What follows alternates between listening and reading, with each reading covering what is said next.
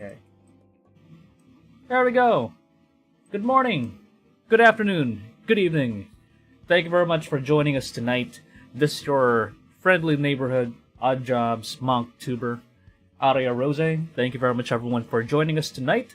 Because tonight is the night we're gonna be playing For Mother Matron. This is the extended cut from Velvetique Games. I'm very excited to get this going.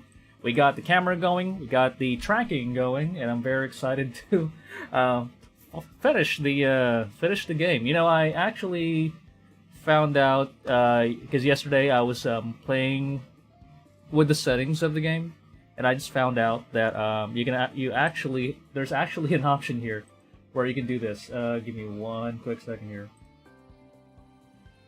I want to make sure it fits the screen. So I'm just gonna do a little adjustment here on the side. Okay, that's better.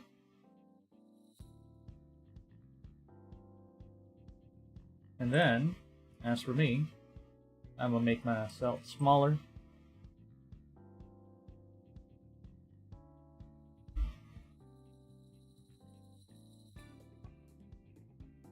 Okay. Gonna make myself a little smaller, just getting myself comfy with some wine and some nice blankie on the side here. Good evening, chat. Thank you very much for joining me tonight. It's gonna be a little chill stream, a little bit of horror, just to keep our civilized selves on our toes. You know, always important to have a monster amongst us. So, little synopsis of the horrors we've been through last time. So, Arubaito Araya was contracted to find out the mystery going on around the boarding. It's this very secluded city in a post-apocalyptic, almost very bleak world that the character Lizzy, Pucks, and Rich live in, and it's very whatever kind of society we have right now. It's worse than that. Very dingy, very stark and grimy, sometimes grotesque. So it's perfectly a dystopia, minus the internet. So we're gonna be continuing where we left off. Actually, I just found out that there's actually an option to turn on text to speech here on the game. I didn't know that. So just going through the. There we go, found it.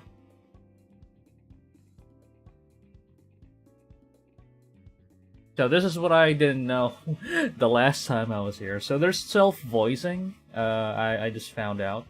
I like reading the dialogue in the game myself. But tonight we're gonna do some. We're gonna let the game do some self-voicing. Actually, it's part of the recent updates from the game, so I really appreciate this because since earlier today I had I've been having some sneezing fits, allergy, very inopportune, but I'm gonna be toning down on the reading myself from here. If I need to do some reading, or I feel like I should be the one reading, I will do that. But I will let the game do the reading for me for the meantime for most of the dialogues. Yeah, let's get right down to it. I'm just gonna go ahead and try and remember all these things here. So okay, escape. All right, control, skips dialogue. Okay, tab, dialogue. There's a lot of dialogue skipping here, but which I don't want to do. Unless we're gonna be going back and unless if we're gonna be backtracking and going through some routes that we didn't go through. I did some backtracking to the first parts of the game, when you were trying to find Pucks and Rich, and I got lost. I got lost in the slums, in the building where you find Rich. So was it Rich or Pucks? Anyway, Rich. Yeah, right, Rich. So let's get right down to business. Let's get started. Oh, why did I choose? Sorry about that. I'm gonna have to load the game. And I hope that I still have all my saved stuff here. Oh boy. Why don't I have... Oh, there. Sorry. First page. Where did we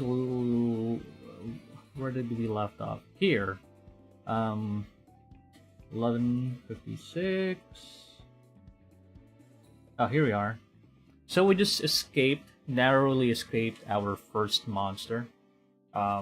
First creature that we came across in the cave. I don't know how to feel about it because the quick time event was just so fast, and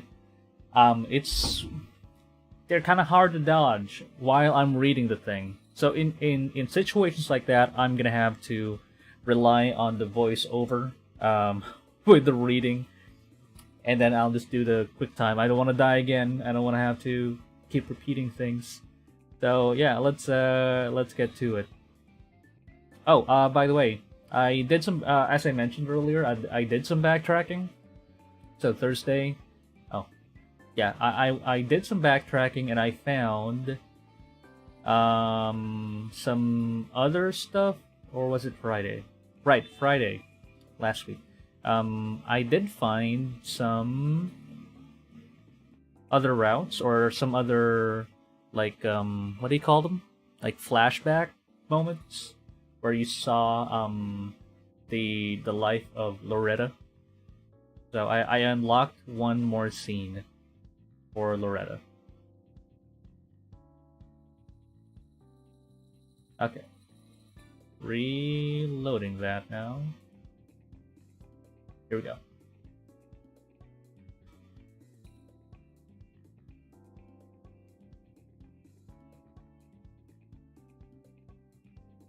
Wait for us.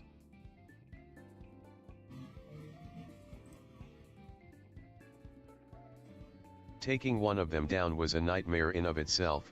Adding more to that equation didn't leave us with good odds.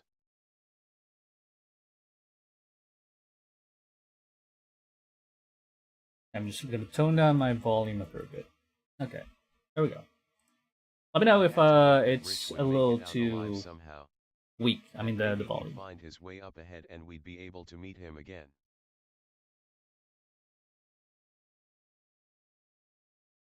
After much wheezing and gasping for air, I got my bearings straight.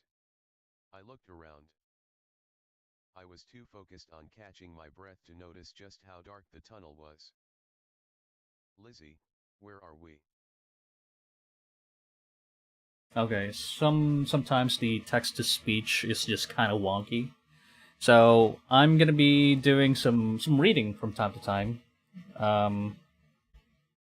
except for the monster phase, because I don't want to die again. Okay, how about this? I'm gonna... Self-voicing disabled. Okay. Please excuse me if it's gonna be kind of scuffed.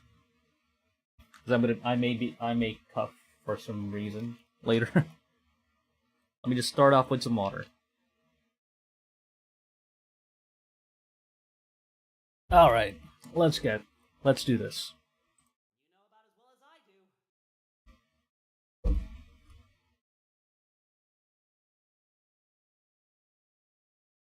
In other words, no idea. It's so dark. Do we have a light or anything? As a matter of fact, we do. All right, Pucks. Good thing Pucks didn't... I wasn't separated from Pucks. Otherwise, I would Lizzy and I would be dead. I love how reliable you are. Oh, yeah. I was really not looking forward to stumbling around in the dark. You're so reliable, Pucks. I'm mumbling. Yeah, well, I couldn't count on you two morons to stock up properly. Make that 3. That's 3, buddy. Don't forget me. I may be a moron, but yeah, I suppose not. We both laughed softly, then trailed off into silence. We're kind of awful, aren't we? Pucks looks at me with consternation. We're in a place where so many kids came to die, frightened and alone, and somehow we're laughing. What right do we have to feel any kind of joy in the face of all this? I turned my eye to the ground. I felt great shame. Listen, don't start feeling bad about yourself. There's nothing we could do about Rich. For now, falling down that hole might have killed him for one. Moreover, even if we wanted to go look, you heard those things. We would have been skewered rats if we stayed behind. We're in a fucked up situation. Yeah, they're fucking fast, man. Hanging in there. Just remember the aliens from you remember that anime Parasite the Maxim. Those are crazy fast, and they're crazy smart. So surviving against those will be a real challenge. Plus the quick time event. Our heads on straight. Yeah, you're right, Pucks. You're right.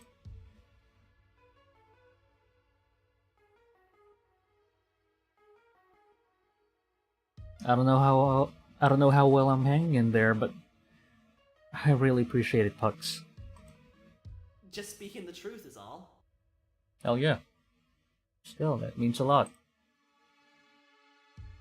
Pucks gave me a gentle smile. It didn't suit his face well, but it warned me so. Not to ruin the moment, but we should get going. Yeah. I'm not a fan of standing around in a dark-ass tunnel. Yeah, we gotta go, buddy. Me neither. Let's get going. We continued at a brisk but manageable pace. This tunnel was really long. The silence was eerie and deafening. I had to fill the air somehow. Hey, can I ask you something? No, I haven't heard the question. I rolled my eyes. You mentioned you used to have friends to play baseball with, didn't you? Yeah. Why can't you play with them anymore? Did something happen? Yeah. Something did. Oh. No, you don't have to ask, Lizzy. Fine, I'm gonna ask him. Pucks. Sorry, but is it okay if you elaborate? I'd prefer not to. Is it something bad? Yes, it is bad, Lizzy. I just don't want to talk about it since it brings me too much joy. Of course, if it was something bad. Gee, sorry. Oh, he was... okay. It was being sarcastic there, I didn't read that. Really? I'm sorry, I didn't mean to upset you, I shouldn't have pride. You heard her. She's sorry. Please, let's get out of here, guys. Apology accepted. I breathed a sign of relief. Awkwardness encroached. Silence came home again. I kept my eyes glued to my shoes. I had friends that got sent down here. My eyes widened as I quickly turned to look at him. They got one of those letters. You know, like the ones we got? My friends Rocco and Wallace got them. They didn't tell me outright, but I saw the signs. Out of nowhere, they got all withdrawn. They came to see me at my place like usual, but it was different. They looked me in the eyes like while we talked. But even looking directly at me, they were focusing somewhere thousands of miles away. Then they just were gone. Never heard from them again. Or at least I didn't hear from Rocco again. Wallace came back. You know how that all goes though? He couldn't speak a single word properly, shaking like a dog that fell in ice water. That look in his eyes, that pitiful expression. He wasn't really Wallace anymore. I mean, he had his face and the name, but everything that made him Wallace was sucked out, gone, disappeared. Oh my gosh, I'm so sorry, Pucks. I had no idea. It's okay. It's not okay exactly, but you didn't mean any harm. It wasn't your fault. Is that why you hate the Mother Matron so much? Pretty much, yeah. I didn't exactly love her before, like everyone else did. Hard for me to put my hope in shit I can't see with my own eyes, you know? But seeing Wallace like that, I can't ever forgive that cunt for letting that happen to him. I don't care what people say she's done for us or how much people look up to her. She's got my friends killed, and who knows how many before them. She can feed us all that bullshit about being necessary or unavoidable, but I don't buy it for a fucking second. I can't say I blame you for feeling that way. I'm really sorry you went through that. Mother Matron said so. It's kind of hard for me to accept it. I really love Mother Matron. I've written to her a lot, believe it or not. She would always say the nicest things, always tell me how wonderful I was doing. She supports me a lot, even if it's indirectly. It's not like you're the only one. It's a lot easier to revere someone when they haven't stolen anything from you. Or at least when you're not aware of what's been stolen. Couldn't really say anything to that. I didn't harbor the same hatred as he did, but I didn't disagree with him either. Plus, when we talked to her, something felt wrong. Her voice was nice and sweet, but the way she spoke to us didn't really seem that way. She kind of scared me, actually. I tried not to focus on those thoughts, though, and instead decided to try and console Pucks. I thought about giving him a hug, but that felt like something he'd find patronizing. I settled for a gentle pat on the shoulder. I know we only met recently, but for the time being, here we're the only two people we can rely on. Guys, you're forgetting me. Don't forget your buddy Araya. So, I don't know. If there's anything I can do to help, please let me know. Don't worry, guys. I'm gonna try and get you two out of here alive. Damaged? I don't know. I don't know.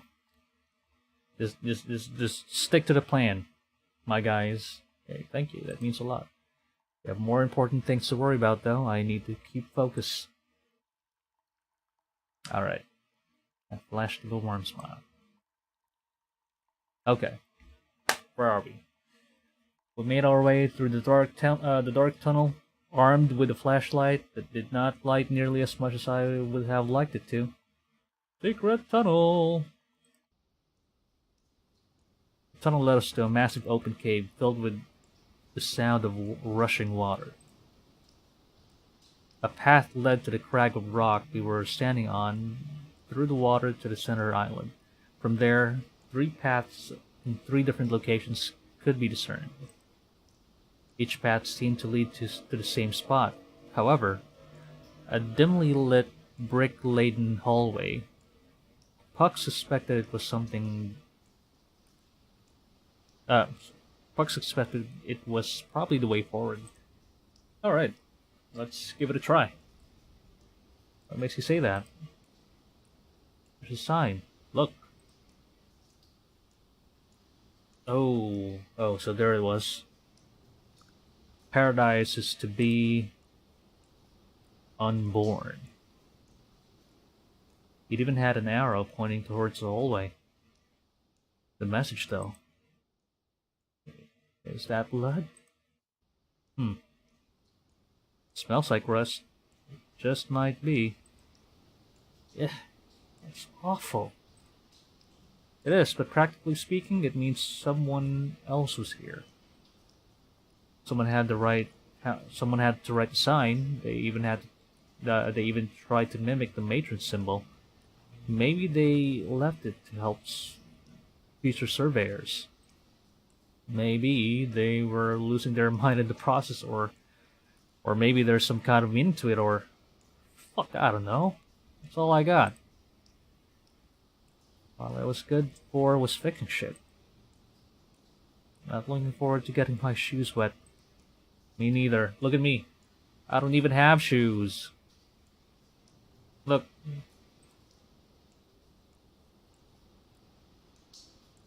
These are gonna get wet. Ah, crap. Not looking forward to that.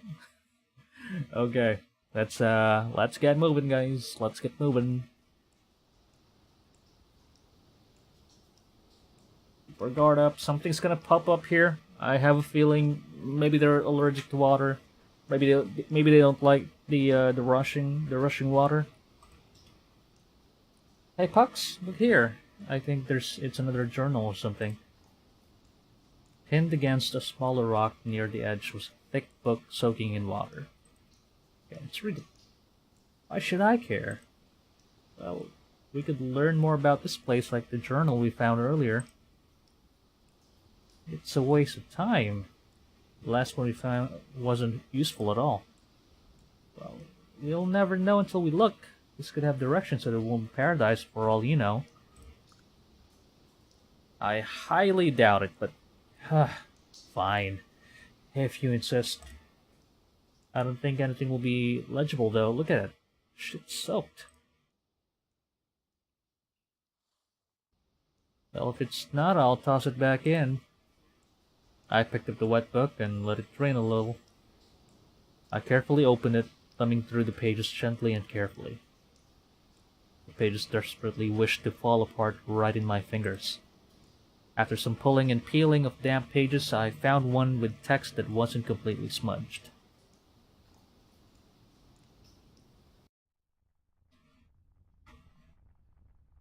Self-voicing enabled. One must embark on the muting. The procedure can only be performed once, but it is by far the most intense and reliable way to hear her words. You must procure several materials. Oh no. The first and most obvious is a blade. The older, filthier, and rustier the better. Please consult the weathering guide in the appendix if you only have access to clean and well-maintained blades. Why would you want a rusted blade with you? Oh no, I don't like this. The second is a source of heat, such as a box of matches, a lighter, or a stove.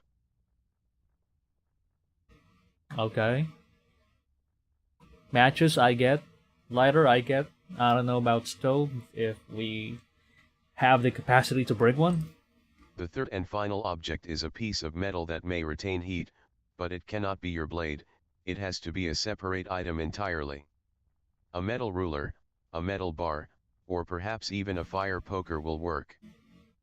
Okay. The readability began to degrade beyond that, and so some words and even entire sentences are missing. Oh shit! You know what I just realized reading this? The muting. Are they cutting off their tongue or something?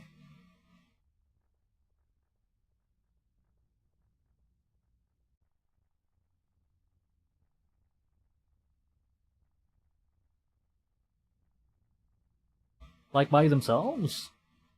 Holy crap. I don't want this. Oh shit, we're not gonna Once, be doing the meter, prepared, guys. Need assistance from a comrade, as, resistive tendencies. Oh, I knew it. I got a feeling this is an A24 movie kind of situation right here. No, I'm getting Midsummer vibes. May also need to be restrained so you do not harm whoever is assisting you. Shit. After being properly restrained, use one hand to stretch the I knew tongue it! a crack Ah! using the blade, sawing motion to, do not stop. Why does it have to be a rusty blade? Ah, no! Retreat will disappoint her immensely. Who? Who's gonna get disappointed? I had to stop reading at that point. Oh shit! I don't want to know. I Pucks, don't want to what did know. it say? Something bad. Wish I didn't do this. Wish I didn't Something do bad. this. I don't want it. I wish I didn't do this. I wish I didn't do this. I wish I didn't do this. I wish. I don't want to think about what I said. I started walking ahead into the water. Pucks, what? It was your idea. Self-voicing disabled. Yeah, well, it was a bad one. I just want to get moving. Did you hear that? Oh shit, here we go. Self-voicing I enabled. think we have a monster again, Pucks, and I'm gonna need. Lizzy, did you hear that? I'm gonna need some self-voicing. Okay. Lizzy, huh? What did you hear? Oh no, not Then, again. Right on cue, a blobby mound of meat with a gaping hole filled with teeth at its base leapt towards me from the water. Okay, my flight and fight response is on right now. You dare challenge me and my comfy blankie and some wine? Okay, let's do this. Let's do it, monster. It was coming at me no matter what, and with the water weighing down my legs there's no way I'd get away fast enough. Ah, shit. I shoved it away with both hands. It felt like I had smacked a deflated basketball that was made of skin. Oh. Did it work? The beast was flung back and landed in the water with a splash. Okay! Let's go! Before I could even get my thoughts in order, I heard Pucks shout from behind. Oh shit! There's more! I turned to find Pucks with a similar pink mass sticking off his leg. The water turned increasingly red as Pucks struggled. Pucks! Lizzy, Pux. I'm coming right over. PUX. The water tried its hardest to pull me away with its white foamy claws as I sloshed my way to Pucks. Acid burned in my legs and pains ache in my abdomen. I had to get to Pucks. I couldn't lose another friend. I refused to let that happen again. Oh, we gotta save. Finally, we gotta save the kid. I reached him. The blobby beast was biting down hard on Pucks's lower leg. Blood was jetting out everywhere. Shit. If I didn't get it off of him, he'd have his leg ripped off and eaten. I racked my brain. What could I do? Hit it with a rock. I quickly hooked my left hand under the creature's lip and pulled while pushing on Pucks's leg with the right hand. Pucks could not help shouting in pain as the beast's fangs slid out of his flesh. Oh shit. I think I made the wrong decision. Lizzy, I'm sorry Pucks. I've almost got it. Shit. I used all the strength I could muster, and finally, I could have ripped the meat off him. Ow. the creature was flung away as it came loose from Pucks's leg. Pucks sighed heavy with relief. Whew. Pucks, oh thank fuck, goddamn that hurt. Still hurts, fuck. Are you alright? Self-voicing disabled. This hurts pretty bad. At the very least, I don't feel like my legs being dissolved. Thing does have that acid spit. The last one, the thing that it doesn't have that acid spit. The last one had. The water rippled and splashed in the distance. More creatures were coming. I had to come up with a plan, fast. Okay, before that, let's save up. Let's save up, people. All right. Still alive. Is still alive. Hopefully that's not gonna be a problem later.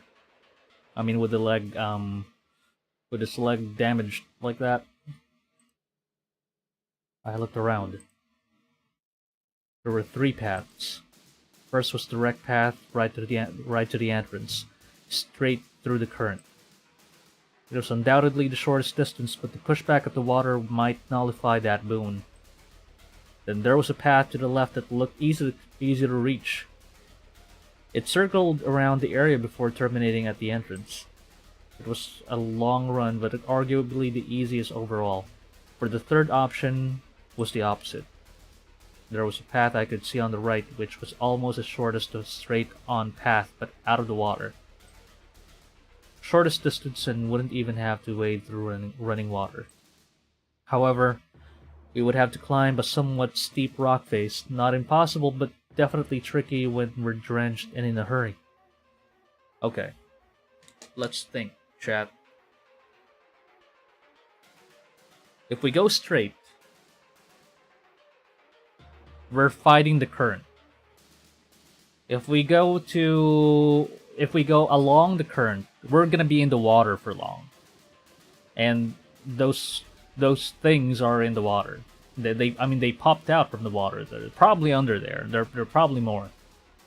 Going up will be tricky because we're drenched and Pucks is injured. Do we go straight or do we go for the harder route? I don't want to stay long in the water. It's gonna be hard. So it's either we climb or we go straight. Let's okay, so we saved, that's fine. Let's try and go straight.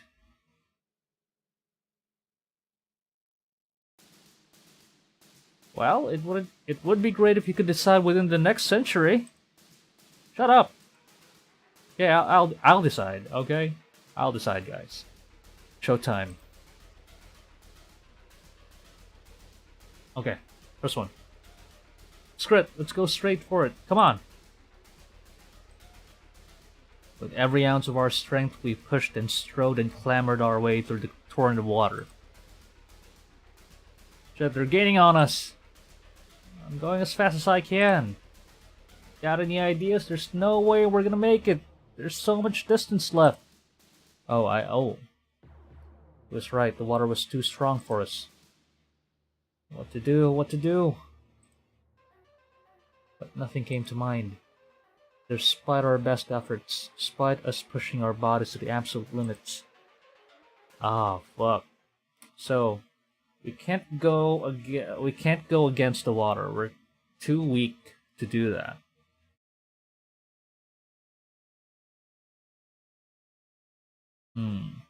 Okay, that is tricky.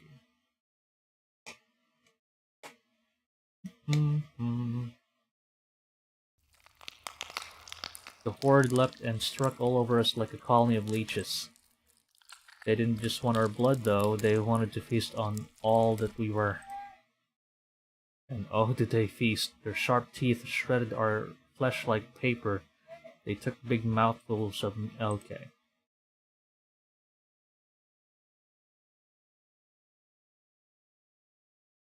Okay. Yep.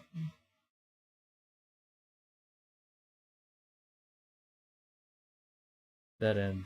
Okay, let's load. Okay. 3 paths. Straight path. Not gonna work. Let's try and go through. Okay, steep path.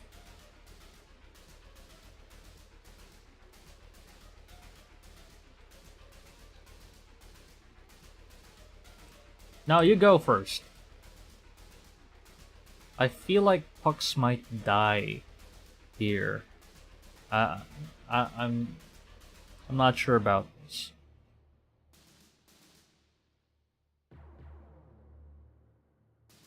Oh shit, he's slipping. My heart sank as I heard a quiet squeak, a scream, the splashing in the water. Oh no, I knew it. He's too weak and injured. Oh crap. I wet my head back to look at him, but it was a terrible mistake. My hand lost purchase on the cracks despite the pruning of my fingers. I could not maintain a grip. Oh. Okay. That didn't work out. So, the worst choice that I have, go long way through the water, was actually the best one? Well, how do you know? Alright.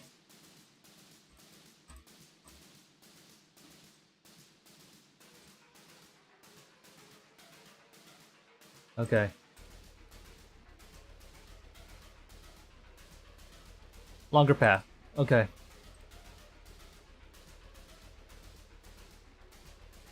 As soon as our shoes hit the solid ground, we took off running. Unfortunately, the injury in Pux's leg had severely reduced his speed. He kept limping pathetically. The extended stress on Pux's legs had grown unbearable. I tried to use all my strength to carry Pux along, but it was no use. The beasts swarmed inwards from both ends of the path and descended upon us. What? I knew it! So I have no chance of... It's a dead end. Regardless. Ah, crap. So, just gonna use control here. We're gonna try and go through. Okay. Oh, not that choice. I was going to choose the second option. So, pushing the creature off in the beginning was not the best idea either, because it gave a leeway for another one of them to bite Pucks. I think we'll have better chances going up if Pucks wasn't injured. So our best option at the moment is keeping Pucks alive and keeping him uninjured, and myself and Lizzy. So they both fell in the water earlier. I was left up there, and I had to watch them die. So that wasn't good. How about... Okay, so we're gonna go back. Load. Okay. Here we go.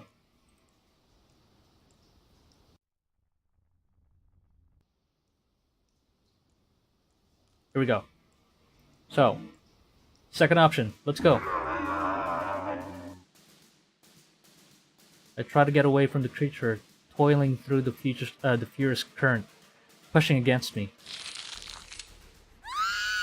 No, so I get bit. My leg was firmly lodged inside the maw of the pink bulbous terror, its large fangs burying themselves deep within my calf. The pain with its teeth clenchingly excruciating. Nah, man, I can't have... Okay, but let's see what happens here. And I didn't want Liz to be injured at all during this run.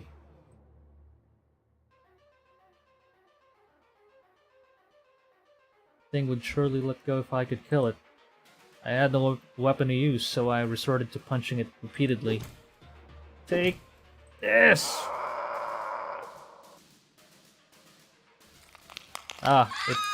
It bit some more. Well, not a good option.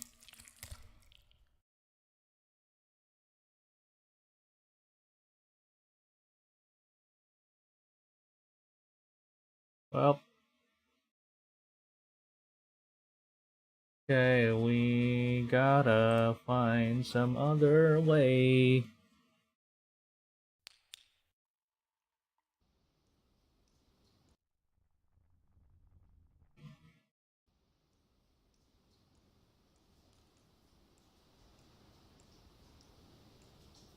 Okay, let's save here.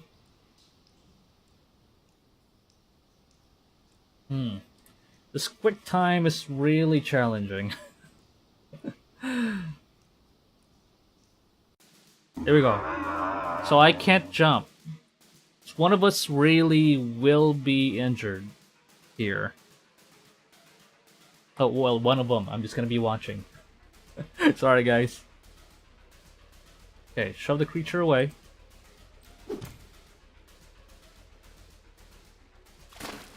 Okay, so we got pucks.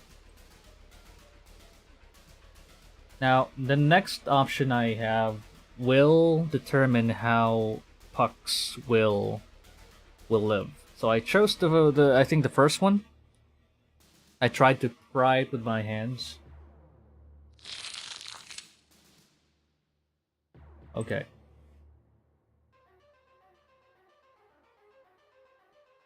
Okay, let's push it underwater. I don't know what gave me the idea, but given the creature seemed to hide in water, I wondered if putting it underwater might encourage it to let go.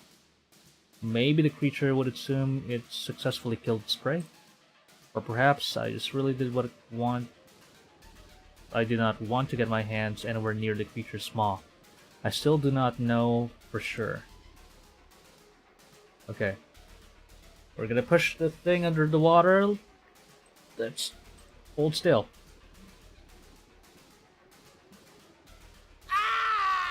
Come on, do it.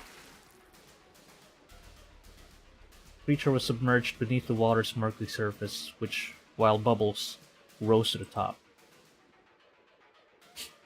Pucks couldn't help but shake in pain, but he kept his leg beneath the water as best as he could.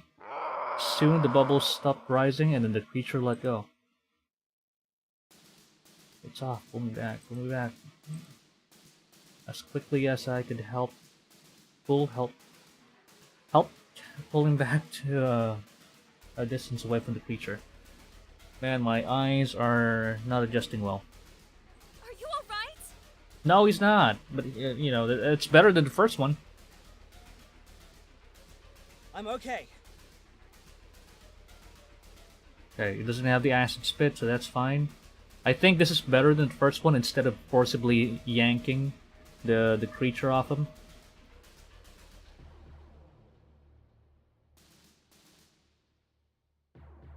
Okay. I think this is better. I'm gonna save it here, just in case.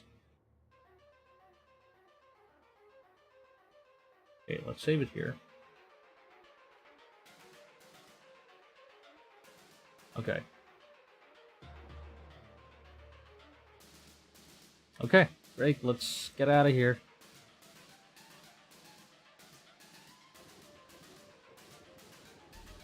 Okay, 3 paths. I think we'll have a better chance now going up, since we're both not exhausted.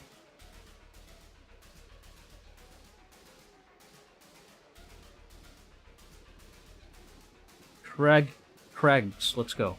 Shortest path, let's go.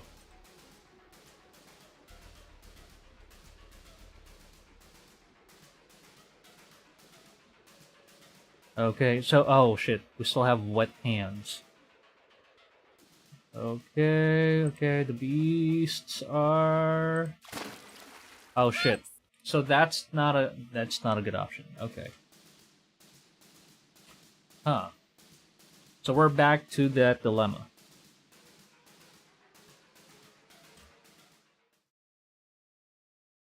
Okay.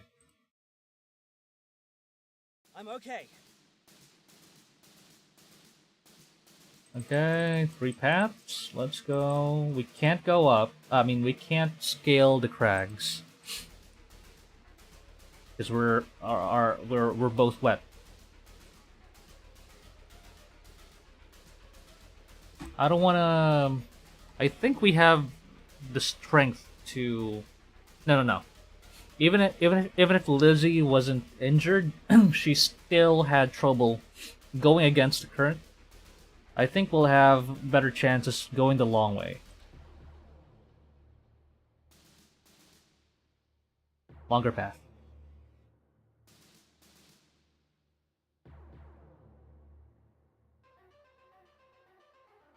Okay, our legs were on fire, our lungs were full of pins and needles, but we kept a good pace. The beasts weren't nearly as fast climbing on land. There it is. We're incredibly close to the entrance tunnel. It was likely we'll lose them in there. Our feet hit the landing, and a long open pathway stretched before us. Okay, through here. Oh. Well, this is interesting. Okay. I'm gonna save it here.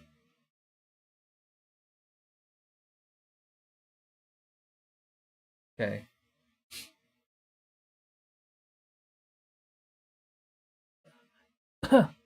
I really hate it down here. Ditto. We continued down the corridor. After the cavernous tunnel we went through earlier, it was nice to be in one that was fully lit. Well, lit enough that I could see where I was walking without a flashlight anyways. Oh, now this is interesting. There's something like this underground? There wasn't really any indication at the scale from the outside, but I couldn't help but be awestruck at the grand size of this place.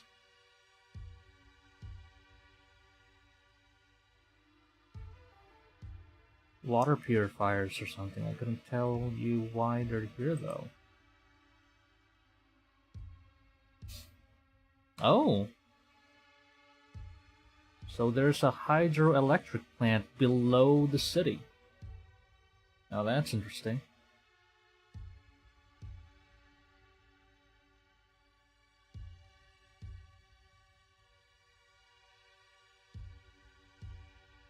That's the big question.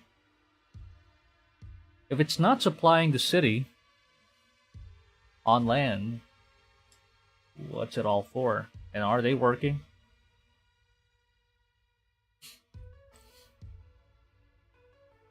At least it seems like there's nothing dangerous here. Don't jinx it, Lizzy. Another terrible noise. This time one that both unsettled and annoyed in equal measure. See? I knew it. Oh no, they're flying!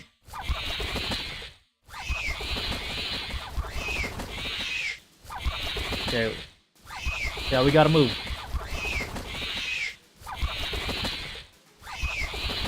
There's a room on the second floor.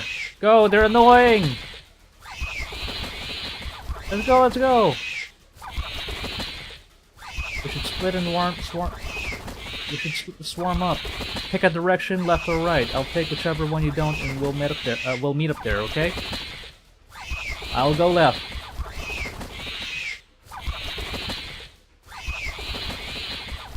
Okay, follow me, flying meat. This direction heading towards the back, wherein sits a monolith of pipes. There is a small, narrow set of stairs.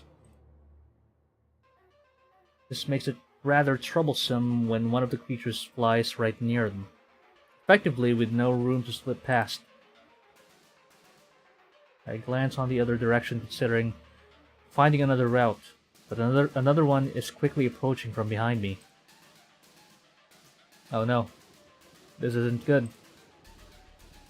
Okay.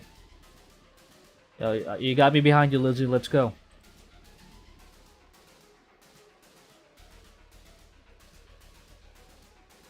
Okay, we're already near.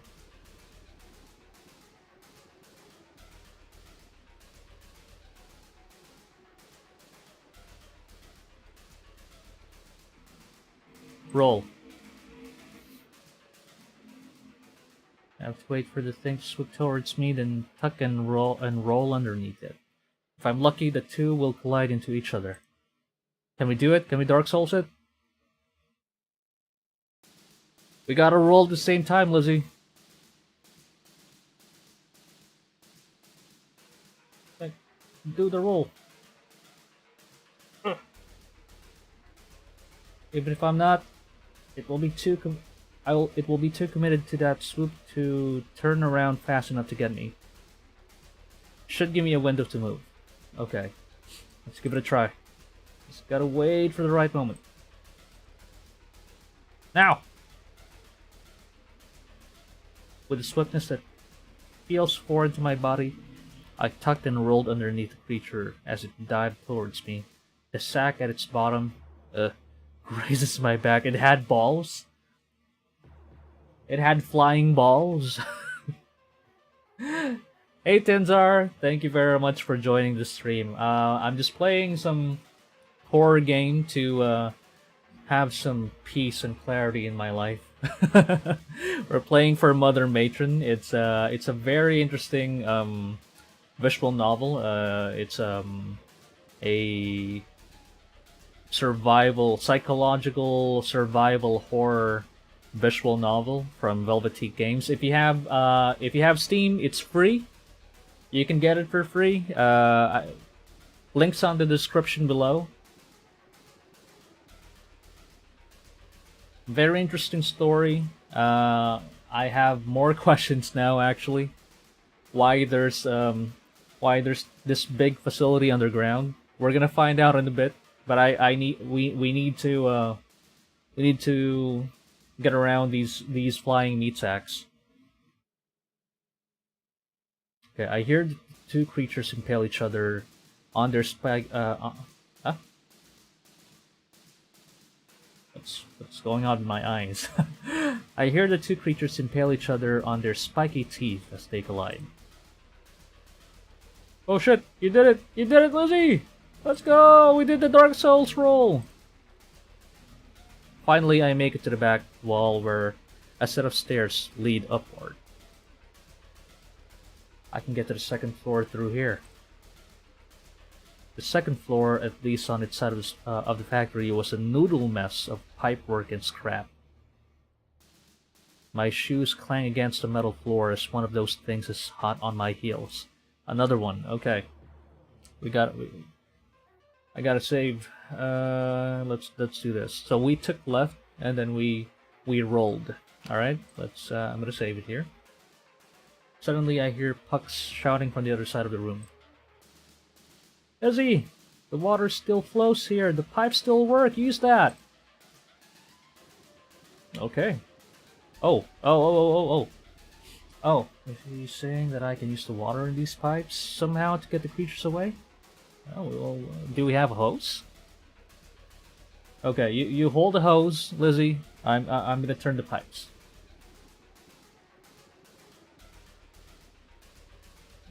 No time to overthink. No overthinking. No overthinking. Let's do this. Blue valves. Oh, what the hell?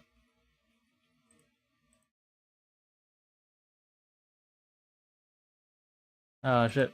We died. The pain was unbelievable. That was a great relief when it eventually came.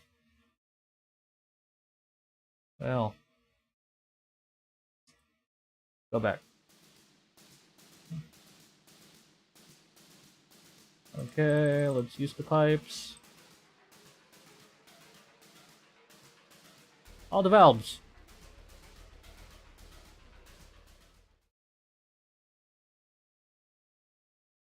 However, while the pressure from the water in the pipe was immense, it did not seem to affect the creature. Was the color indicative of temperature? Did I simply spray the beast with lukewarm water? Whatever the case, it didn't matter anymore. I died. Okay. Loading. Okay, so let's use the red ones. Oh, hi. Thank you very much for the follow. Whoever followed, I think we we got a thing. Okay, let's use the red ones.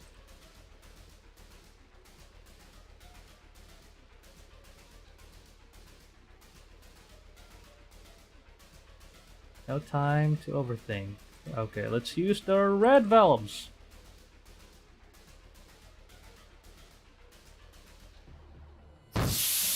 Woo! Let's go! We got meat. A jet of hot, steaming water erupts and burns the creature. It shrieks in agony and flutters away. Okay, so it didn't kill it. Now was my chance. Move, Lizzy, move! Okay. We're safe, we're safe. Pucks throws himself at the door, using his whole body to keep it shut against the swarm of flapping monsters behind us. And me. I'm also doing that. Okay. What do we do? Okay, grab the bar. Over to the side was a long metal plank, the bar to the door. I rush over, Pucks quickly moves out of the way and throw the bar on its slot. Pucks waits for a moment, keeping his push on the door to see how much the bar aids in keeping the monsters at bay. I'm reading too fast, am I? I'm reading too fast, aren't I? Good. Okay, it's strong enough. It'll hold for a bit.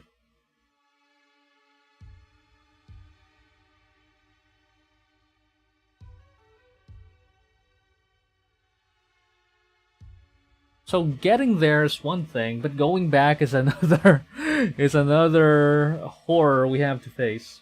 If we ever make it back. Or if we even will get back. What if that was the case, Pucks? How far are we? Have we even gotten anywhere close to finding the Womb of Paradise? I really don't know how much more of this I can take. Me neither. Fuck, I don't know. I really don't know how far we are. There's no way to know, you know? You know that. Silence hangs in the air for a moment. Should look around for something useful. And so we fan out and search the room, hoping for something that might be even a little bit useful. A weapon, medicine, notes from someone long gone, something. Sorry, I hit the mic.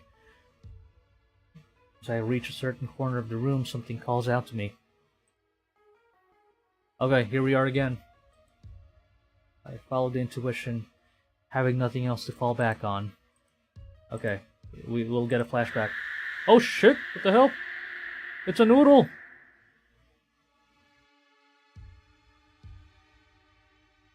Why can't I stop my hand from reaching towards it?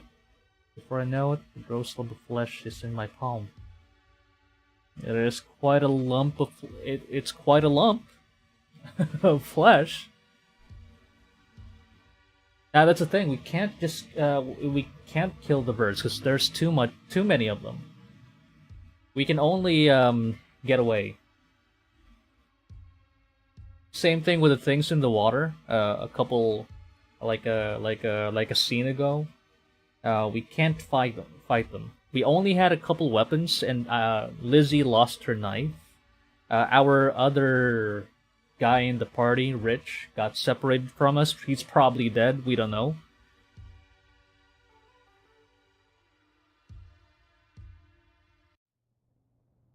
Okay, we got a flashback to... You're doing great, Lore. I can see the head. Keep pushing. Okay, for some reason, Lizzy sees visions of this girl, Loretta, who's who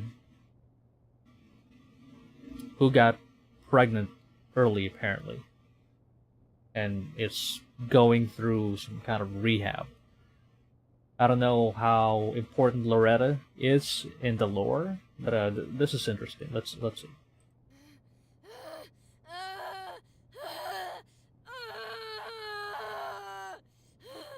Okay, the woman with the tiny human being inside her screams. That's good. There's her shoulders. One more push, Lore. You can do this. The woman with the living creature inside her abdomen wails as she I can't read this. I'm getting distracted with the sounds. Let's turn on the Self-voicing Self-voicing. enabled. The woman with the living creature inside her abdomen wails as she feels the sensation of being twisted and pulled from the inside out. Finally, the pressure lessens. There she is. There she is. Your beautiful baby girl, Loretta. The doctor holds the baby up, triumphantly. The little thing squirms and wriggles and cries, covered in goop. A flesh cable extends from its stomach to underneath the sheet around the woman's Oh. legs. So what I just got is not a part of those creatures, apparently. It's an umbilical cord. It's the dearest, sweetest thing Loretta has ever seen in her life. An unexpected, bewildering sensation of love burns in her chest. It's inexplicable and foreign to her. Almost frightening. The doctor cuts the umbilical cord, and admires the babe one last time. Just look at her. Nurse? A masked nurse comes and takes the baby from the doctor's hands, swaddling it in a towel. Yeah, it's crazy. Yeah. Thank you, nurse. Time of delivery, 4:27 Yeah. p.m. I think Loretta might die. Then, the nurse leaves with the baby. What are you doing? Where are you taking my baby? Well, Oh no. A man steps in. Who the hell? He's too tall. His eyes are always dark when they're not in front of a flashing camera. In the newspapers, he looked like a stoic genius. When he was out of the media's eye though. Something is deeply wrong with his skin, too. Was it always like that? So gray. He gave Loretta chills to her spine. She never was comfortable with the overseer and proprietor of the Nexus for the Lost and Destitute. Bizarrely, while his words are understandable, they come out in a rasp of unintelligible phonemes.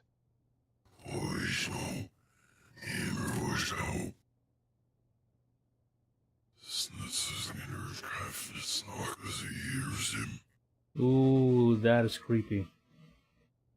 It's very eldritch. What for?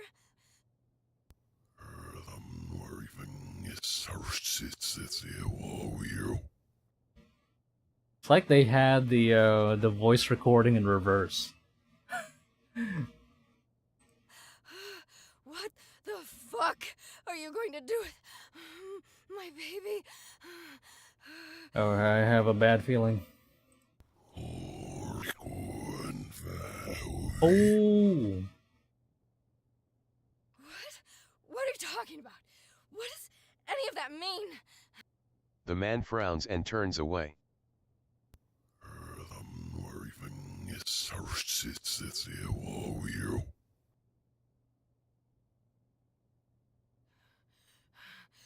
Give me back my baby! He returns his gaze to her. The darkness where eyes were meant to be glared at her with unbridled ferocity.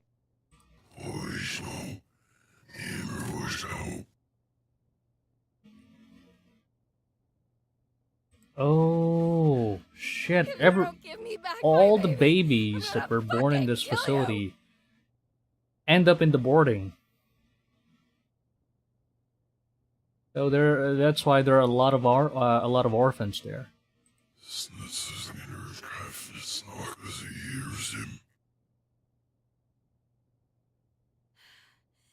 What the? Let go of me! I'm sorry, Loretta. Really. Oh shit. You are going to... Pucks, Lizzy. Lizzy. Self-voicing disabled. Lizzy? Lizzy! Snap out of it!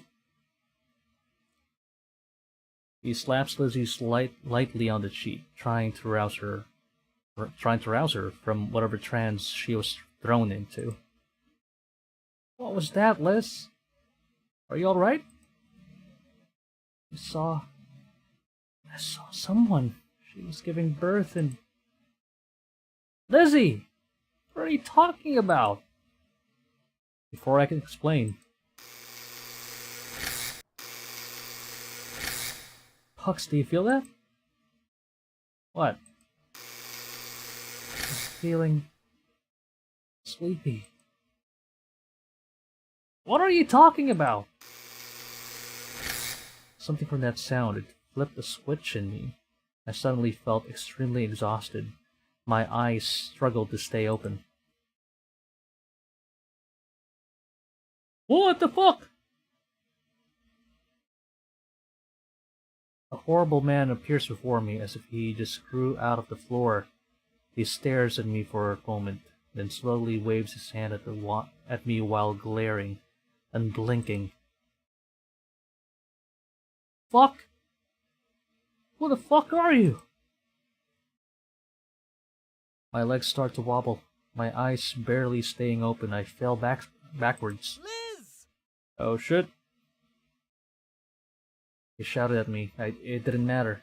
I fell unconscious right on the spot. Okay. Oh boy. You see it all now, don't you? Where the wind blows, where the birds are flying, where the blood is pooling, where the flies will be buzzing. Could you have done anything at all? Could you have changed the arrow of the compass? Mm-hmm. Who can say? Who can say? All I know is that it's waiting for you. The womb of paradise is open, calling you to come home. Will you go, Lizzy?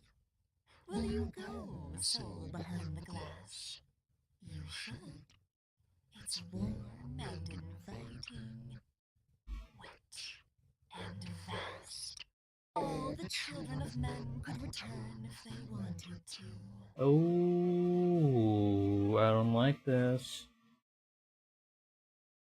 That's just gonna be like instrumentality.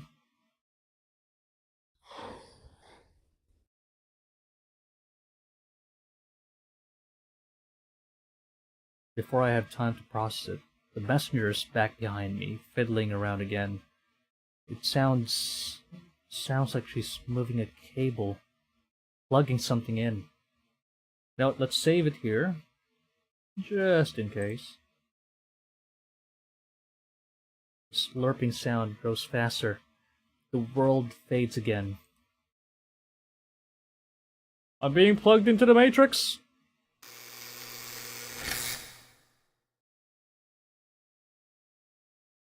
Oh, am I back with Mother Matron?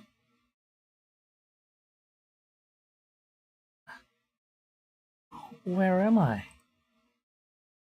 I was back in the monolith, in front of Mother Matron's chamber.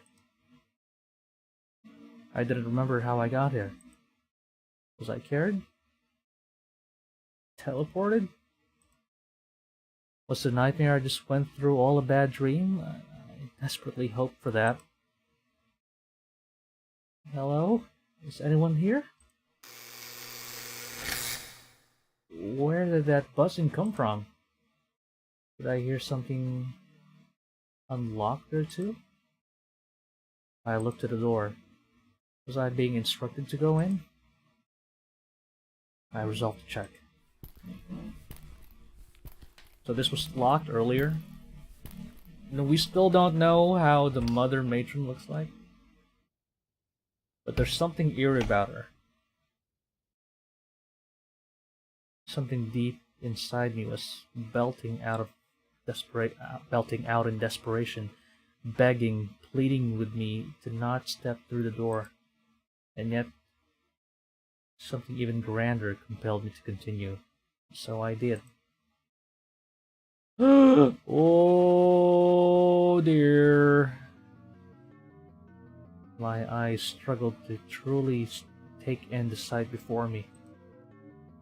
I was in a room that was alive, living, writhing architecture that took the shape of walls and ceilings, pulsating masses that maintained rigidity, and yet desperate to wriggle like worms after the rain. The room smelled of iron, pus, and excrement of a nature that I did not know and hoped to never know. I gazed upon the abominable architecture. I was unable to blink.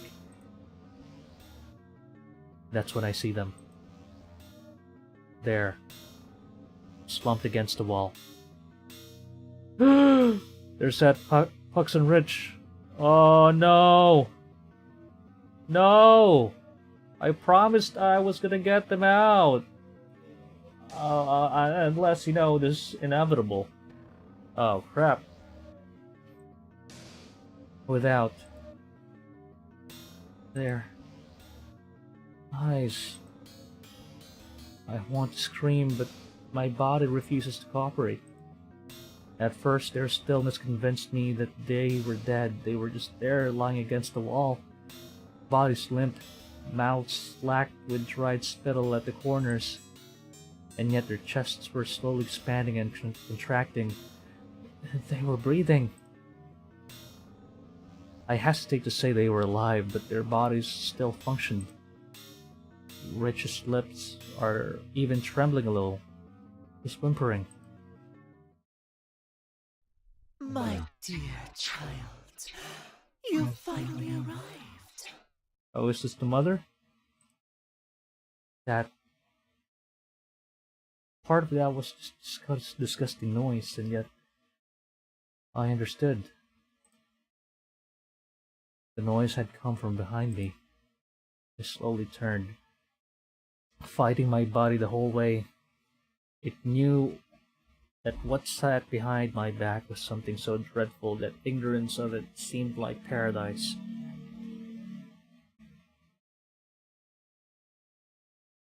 Oh crap, this is some cosmic horror.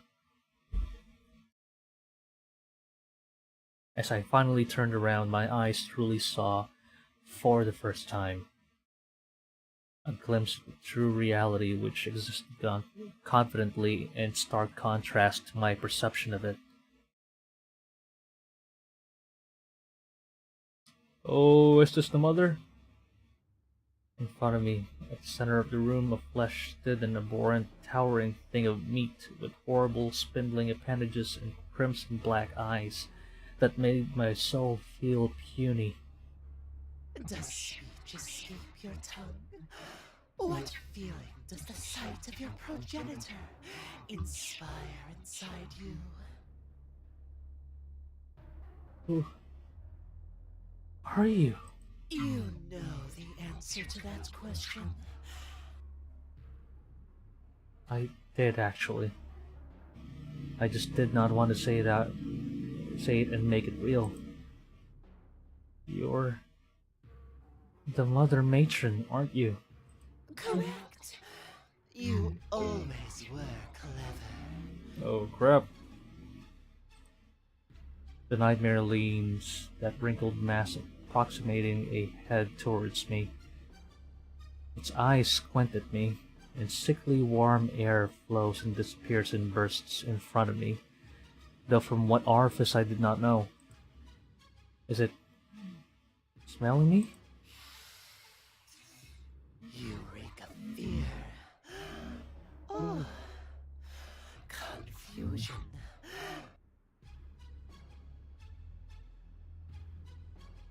There's no mouth on the beast, but I can almost sense a smile forming somewhere in what should be its incomprehensible expression.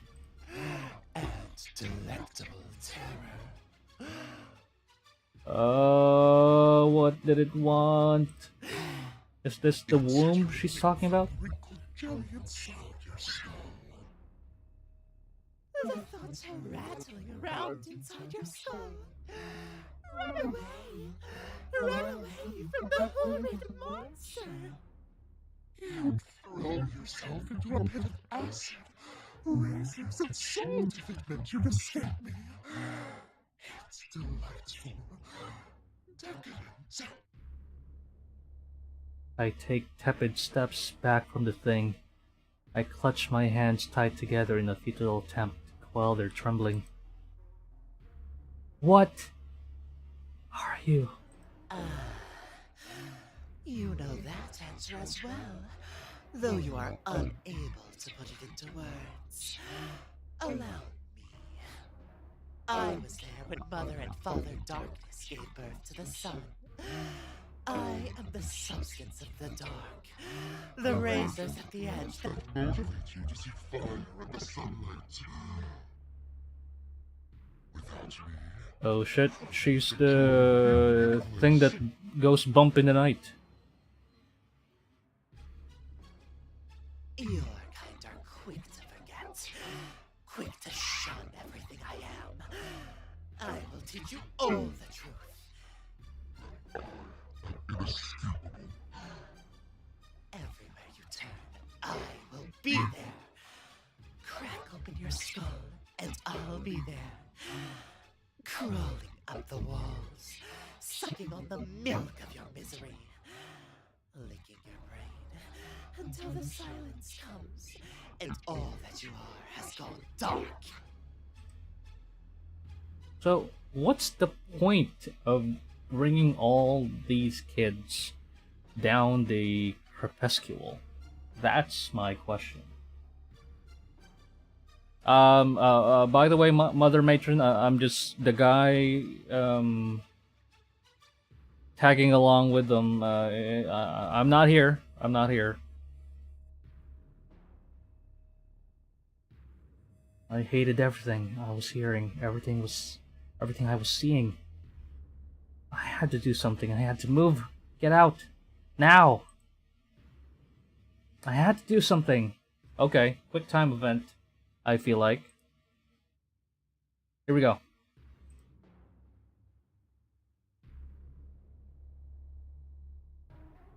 Shit, I can't move. Oh, what's the matter? Can't seem to move. I don't like my choices. I can't run either. I was screaming to my body, do something. Literally anything.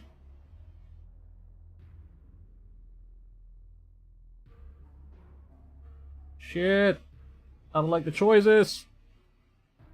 My body begins to tremble. My legs feel like they're becoming boneless jelly in fear. I fall to my knees. So many things you would love to try. So many things you wish you'd tried before. Do you really need to show them so pathetically? Is that all you little vermin can do when grief and misery overwhelms you? Well, it's an autonomous response to the flight and fight response in most mammals, actually. Mother Matron, allow me to explain. It's actually it's more evident to some goats and some sheep and, well, opossums too. Like their nervous system, their muscles just shut down in fear, and it's a reflexive evolutionary response. So, you know, just letting you know, Mother Matron. I'm not here. I'm just tagging along with them. I struggled, screamed, and pleaded with the unseen powers that be that could deliver me from the Mother Matron's clutches. I can't. Nothing happens. I've lost myself, lost control. Did I ever have it to begin with, I wonder? My body moves on its own, curl into a ball, wrapping my arms tightly around my knees, trying to make myself as tiny as possible. Hot, salty tears are running down my face. My teeth are chattering. Yes, that's right. Oh, Become what overwhelming you were fear. when you entered the world. A sniveling little babe. Fresh meat for wolves. Fresh meat for the rats. For the beasts below. So she knows what's under there. But what's the point of bringing kids to the tunnels? Just to accentuate their fear? Is that it? Is that what it's for? Your mother saw something in you back then, you know. When you were first born, her eyes glowed like starlight at the thought of you. She was ready to die for your sake. Oh, so Loretta is Lizzy's mom. And what she was seeing are flashbacks of her mother. Okay. That makes sense now. That's right. I've never even thought about it, but I had to have been born somehow. Oh, right. Lizzy doesn't remember much of her life.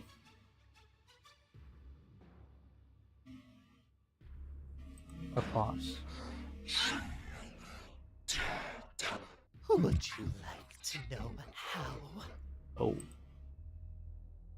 Is this information I really need to know? Feels like the answer is something that I will never be able to unhear, no matter how desperately I would like to. It might be the worst thing anyone could ever say to me. But does my curiosity overwhelm my trepidation?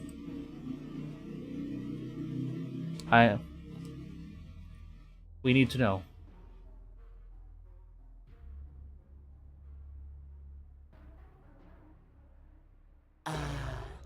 Prefer to let your imagination Oh, shit. do the dirty work. Huh? Sorry, I'm gonna have to load this real quick. I will not surrender. Wait. Oh. I have no choice. That all you little vermin can do. I have no choice. Misery overwhelms you. I have no choice but to die. I don't like the choices.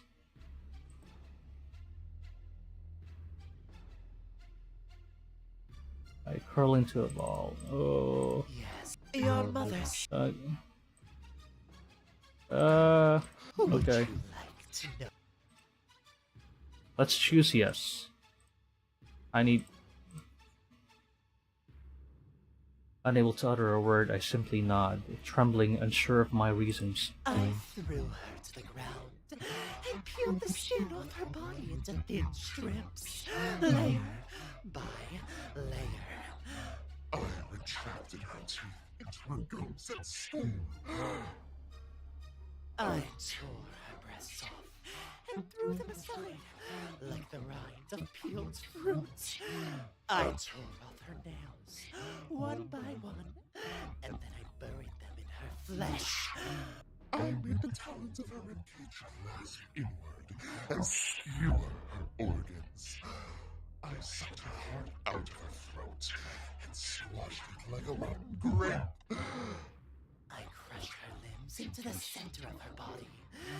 The bones cracked and splintered, and marrow and blood and juices splashed all over the room. And I turned everything she was into a bowl of meat Ew. and putrescence. One of her eyes was still intact at this point, believe it or not.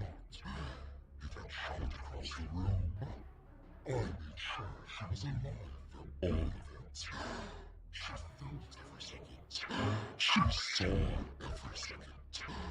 And then I picked you up and and took you home. The pity, though, her misery tasted stale. Wasn't worth the effort. You, though, you've always smelled delicious. Oh, yeah. Out So of this all just my curated. You've always had the most savory aroma. Oh, they're like promised Neverland, but the fear makes it delicious. Oh boy.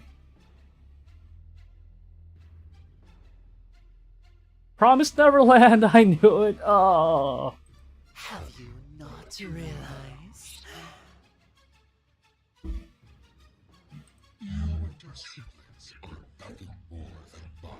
Oh, ooh. They're your food. I'm just a tourist here.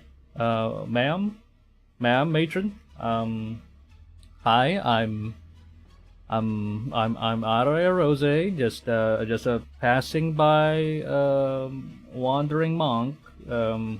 Nothing to see here. I'm just here for the records. That can't be. You grow in my pastures, suffering sweetly all your lives, until you're ripe. You know, I somehow doubt that. You know how meat tastes better with, you know, when poultry or beef is raised in a stress-free environment. Why not have that? Why not have that? The best of you are sent to the Crepuscule. The mid-grade meat dies to the beasts, and then the high-grade meat makes its way to me. Oh, I'm high grade.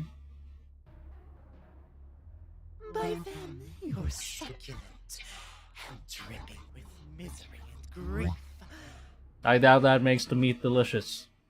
Have you tried making them happy? I doubt misery tastes delicious, man. We're just here to suffer? Yes. Yes, we are. For this thing's own sick pleasure and amusement? Were the hallucinations her doing too? But then, everything we were doing was... What was it for? But what about the womb of paradise? Forgive me, child, but I cannot contain my appetite any longer. I must feast.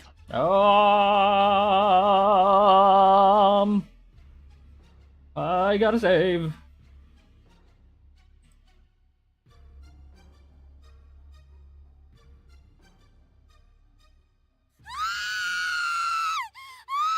I cried for help, but no answer.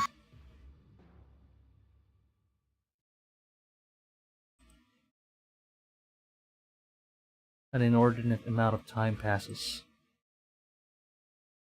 I was gone from myself. Things went dark, then things went even darker. My senses of the world were ripped in twain. Oh!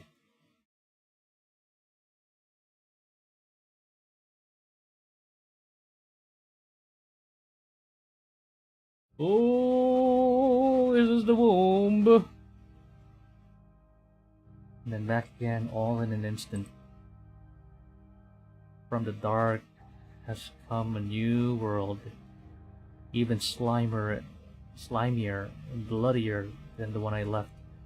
A massive chamber of red flesh marbled with fat and cartilage, illuminated faintly by a light that seems to be penetrating the membrane from the outside.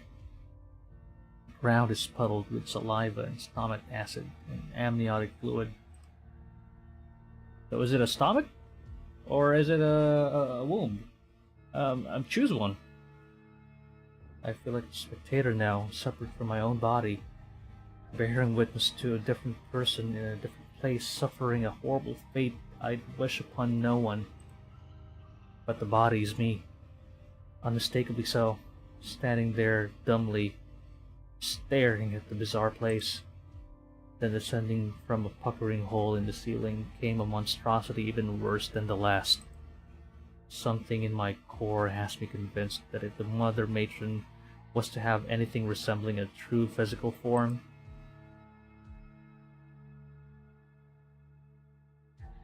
it would be this monstrosity before me. At least it's part of its true form. It clearly extends beyond into the sphincter of the ceiling. To my horror, the thing can speak. You wanted to know about the womb of paradise? This isn't child. It has been inside me all along. I swallowed it ages ago. Ooh. We got Lilith. You know, you always were one of my favorites. Mother would like to offer you a gift. What kind of gift is that? A choice. One that has seldom been granted. You know how things will end up now. No matter what you've done, or could have done, all roads would lead you here. I built it that way, from the very moment you were born. Damn, that's some big brain cuisine planning you got there, ma'am. This is the only life that's meant for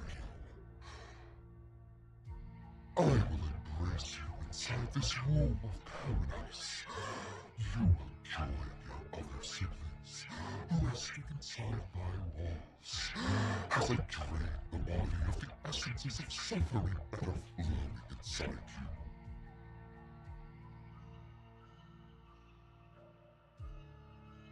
Ooh.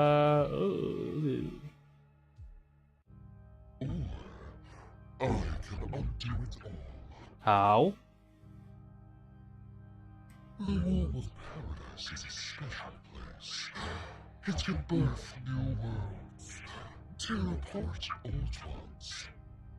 I can create a world in which you never existed, and all of this will be forgotten. Ooh. The one behind the glass might never forget, but you, all the pain you felt up to now, and would feel I still for can't eternity comprehend what the one behind the glass means. Is it the the fleshy form? I think that's the fleshy form of the mother. The sweet sucker of non-existence will be yours. Oh, I'm given two possible endings here then. The two only possible endings, I feel like. So I'm gonna save here. So we either choose to take it or not take it.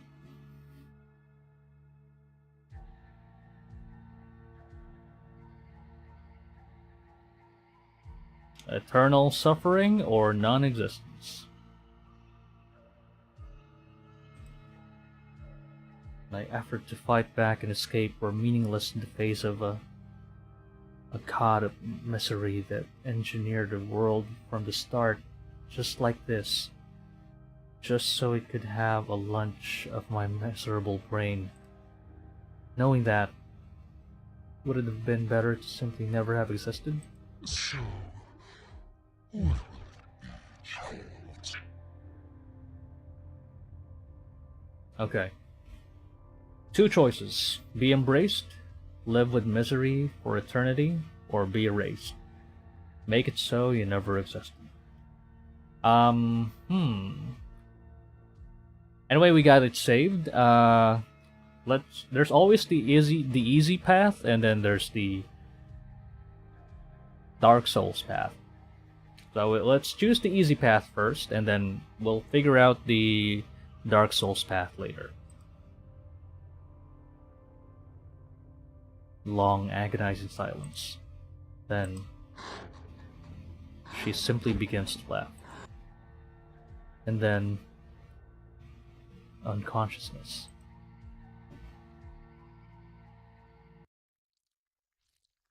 And that's where the memories run dry. After that, I found myself here, confused and forgetting everything. If time still works how I'm used to, I'm in the present tense. However, after things went dark, I ended up in this room. No. No, it's not just a room. Oh boy. It's a womb.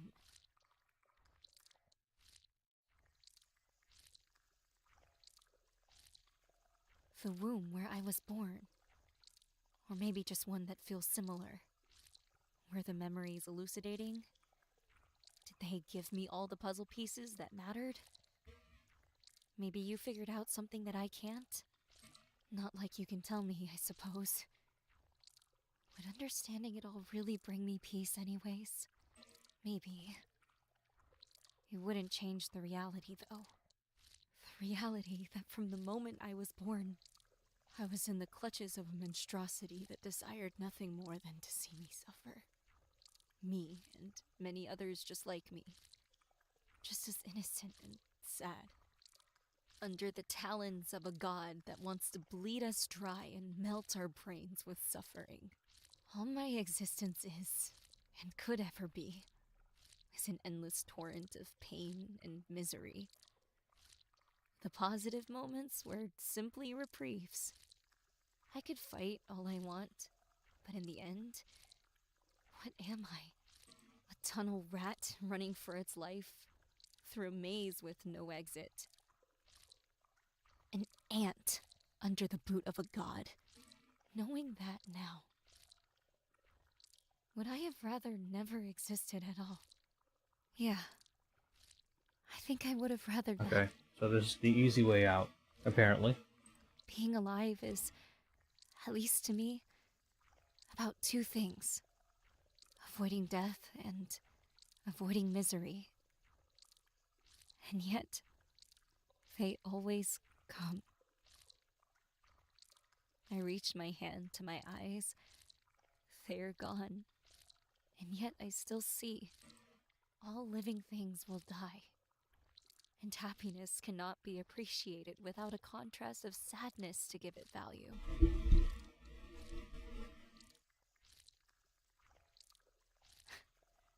It's a sick joke. Existence is supposed to be a gift, but it's not a gift. It's a burden. A guarantee that you will one day experience the worst things you'll ever experience, and that you'll die. That sounds very Nietzsche. Friedrich Nietzsche. Whoever built things that way is a sick monster that wants to watch its pawns bleed and scream until the rivers run red.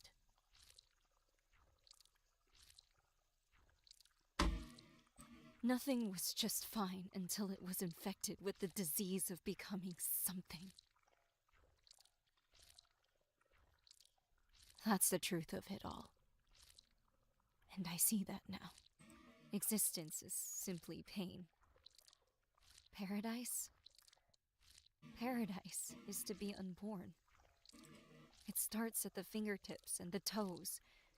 The sensation of normality gives way to a numbness. Pins and needles stitching their way up my skin. The feeling of falling asleep on my arms or legs, but slowly forming everywhere at once. And then fire. The numbness gives way to the feeling of flame cleansing the flesh. Individual nerves being shredded from a microscopic level. All that I ever was. And all that I am now, being ripped from the fabric of reality. I love the voice acting here. Painfully, excruciatingly. I try to scream, but there's no sound. My vocal cords are gone, and so is my throat. Darkness tickles at the edges. My world dies around me. And then...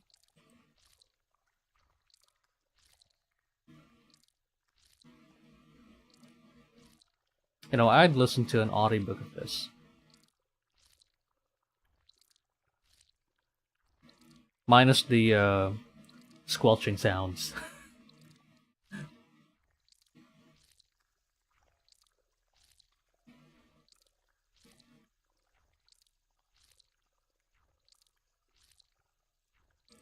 nothing.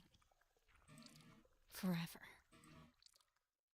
Okay, so this is one ending. Paradise is to be unborn.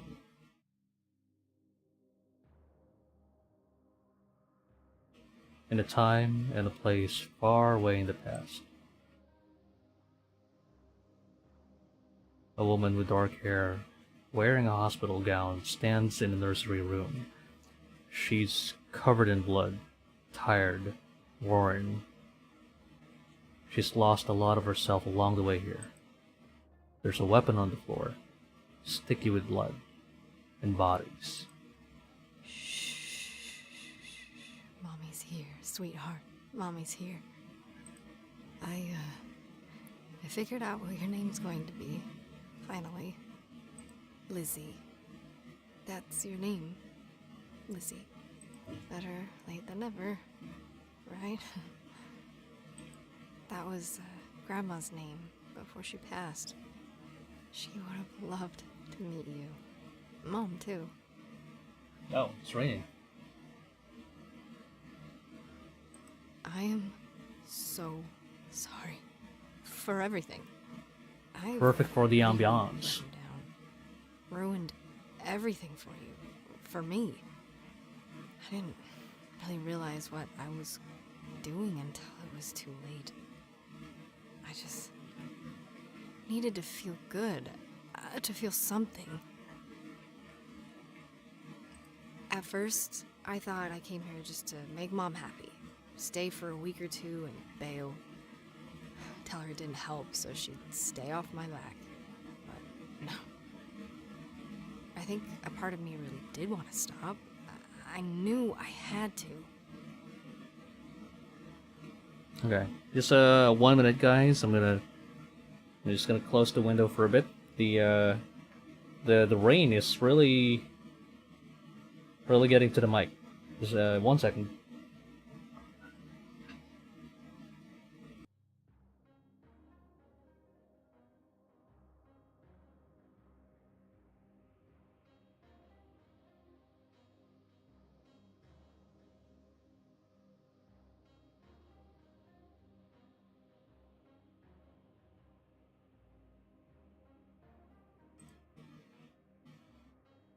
Okay, we're back.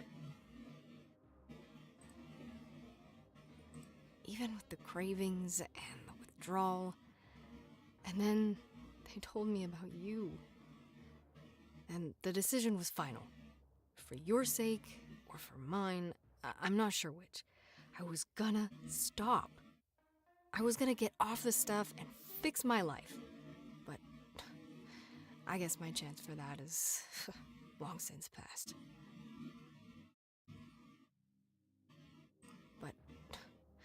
I guess my chance for that is long since past. Yeah, now where his tins are. This place. Those people. That slimy Mr. Wadey. Mr. It's not Wadey. for us to get better. He's so slimy. It's for all of us to get worse. To wallow in the pain. To never stop hurting. Never stop bleeding. Suffering for the sake of suffering. I came here to get better. They told me that's what it was for. But it was to make me worse. All of us worse. So that's why there was like a torture chamber where the other girl that Loretta was with in the last episode. They were practically trapped in these torture rooms. So, and I found it kind of weird for a mental facility, like a rehab facility, to have something like that. It's crazy. But then now that this was explained, it starts to make sense to me now. That's all life really is, isn't it? Long stretches of misery, spending all our efforts trying to escape it, distract ourselves from it. But it's misery all the way down. I say that, and yet, looking at you makes that feel untrue. Aw. Maybe what I needed was a reason to care. Something or someone to care for.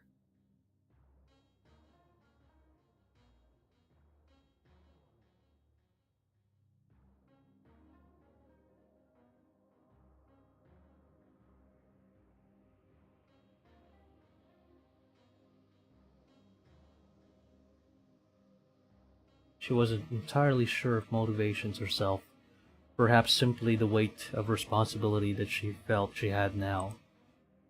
A responsibility to care for the human being that didn't choose to be made, the one that had to be made to exist and suffer the consequences. She would change things now. She would do whatever she could do right to right every wrong. She'll do that for her sweet mother, and her daughter, and herself. Misery be damned. I'm not done trying. You're in danger, and I'm getting you out of here. You're going home, Lizzy, with Mommy.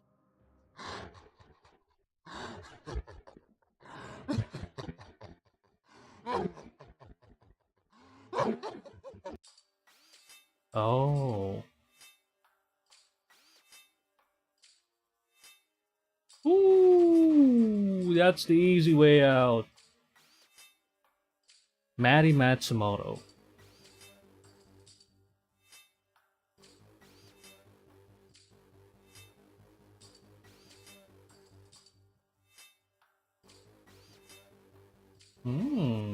Okay.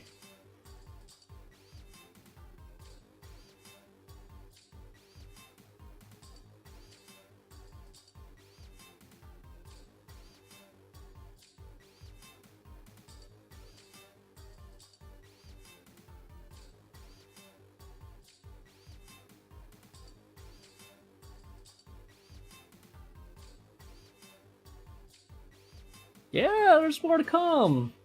Sweet. Okay. Let's load and let's try the other ending. Okay. Be embraced. Live with misery for eternity. Alright. Welcome home. Mother's been waiting for you. Let us embrace delectable misery together for eternity.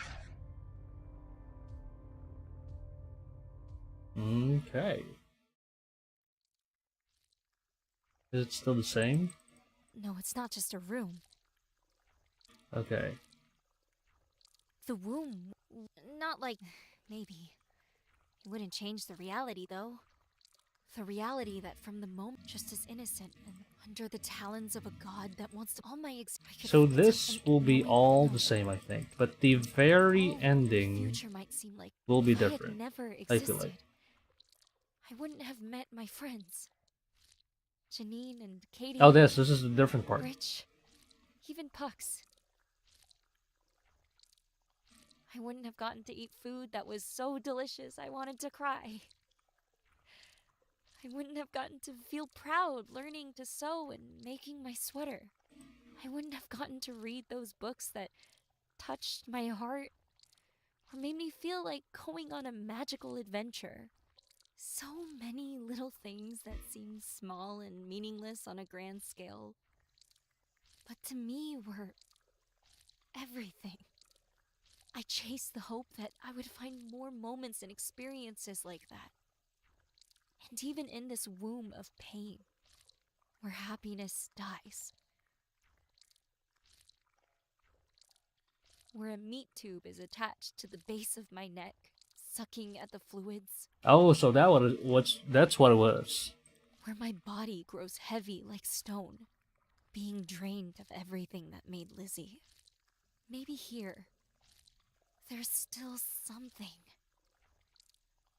Maybe there's a beyond that's wonderful and incomprehensible, but reserved for those who take on the burden of existence. Or maybe the Mother Matron was right, and it's just delectable misery forever. No choice but to try and enjoy it. Enjoy the suffering. We're all in it together.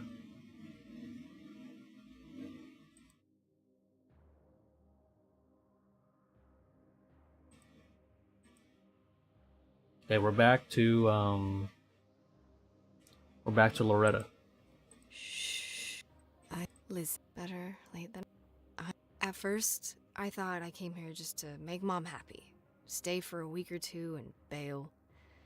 Even with the cravings and the withdrawal. And then they told me about you. And the decision was final. For your sake, or for mine, I'm not sure which. I was gonna stop. I was gonna get off the stuff and fix my life. But I guess my chance for that is long since passed. This place, those... Okay. That's a but. I say that, maybe what I... Her mother wasn't enough, she thought to herself. Suddenly, having a baby makes you want to be a good person. She wasn't entirely sure of the motivation herself. Perhaps simply the weight of responsibility that she felt she had now.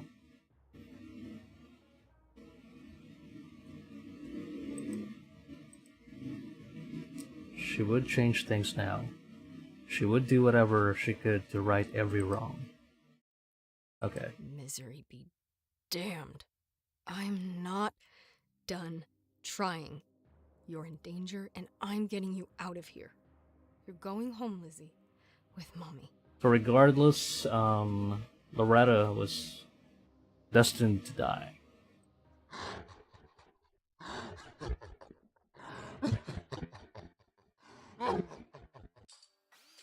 Okay.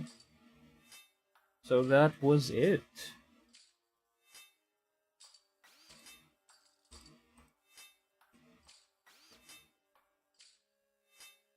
Okay.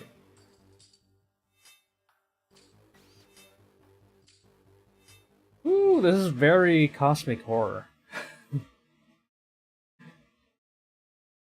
This is classic cosmic horror.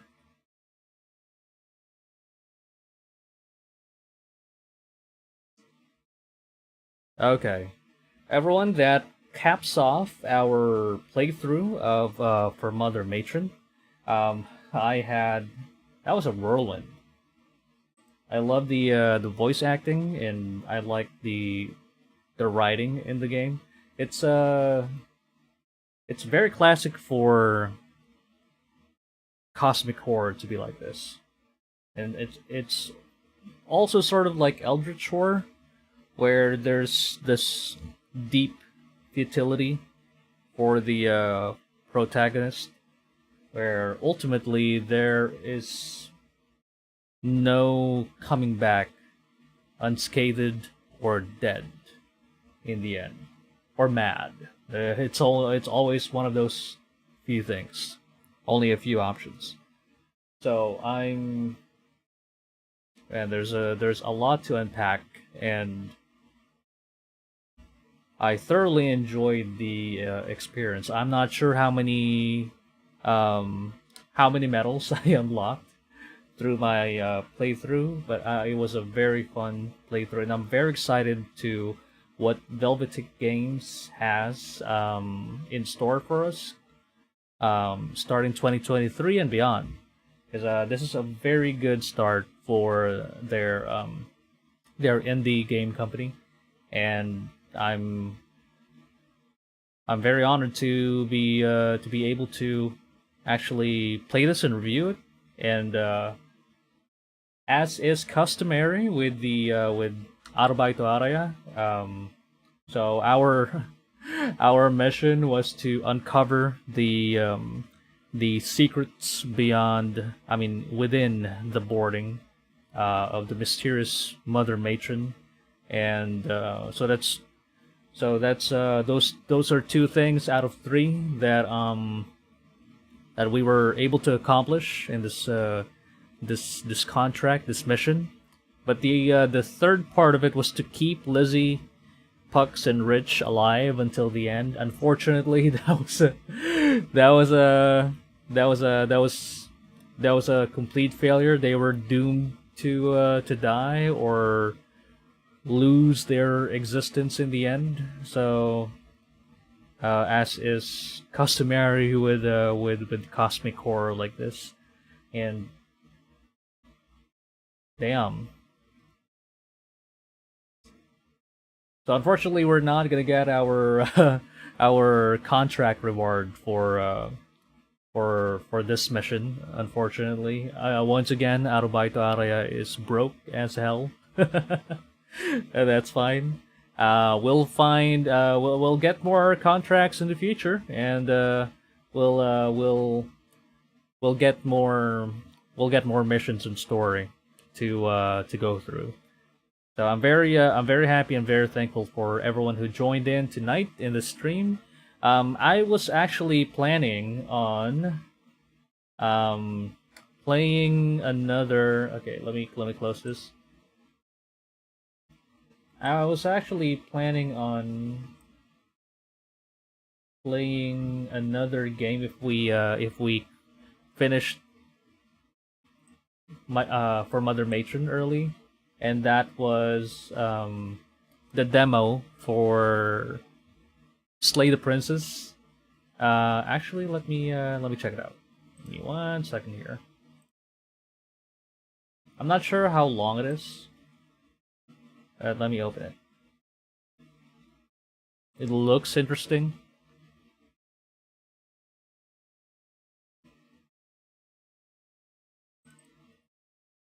Okay, let me just change.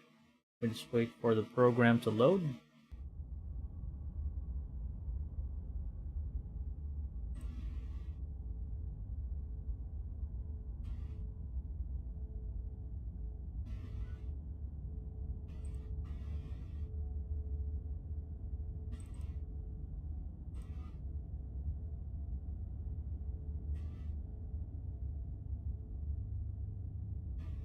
Here we are.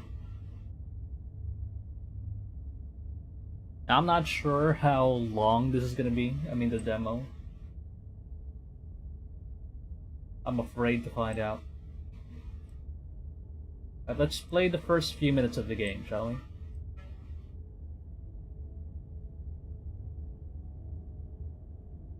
Okay, this is by Black Tabby Games. Slay the Princess.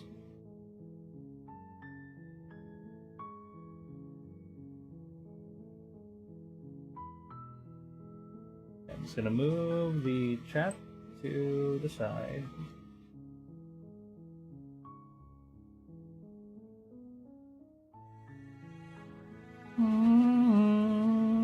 Okay, let's find the controls. Oh, there's a lot of controls. Oh crap. Mouse. Okay, okay.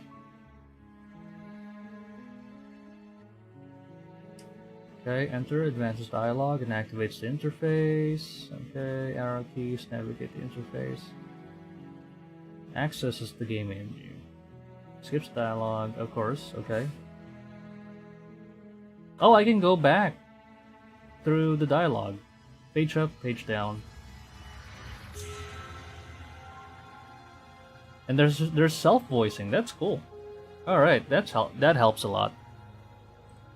Wanna give it a try? Let's give it a try. So this is the demo for Slay the Princess. We can actually play this next time, but I don't know. Maybe we can play it. We can play it. We can play it tonight, or maybe next time. Maybe next week. I still have a couple other things that I'm gonna be planning and preparing for Sunday. So instead, let me share to you.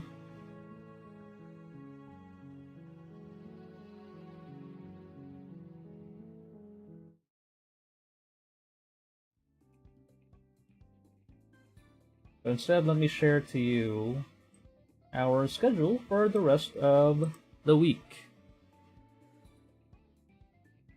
Okay, let's move to the side here. Okay.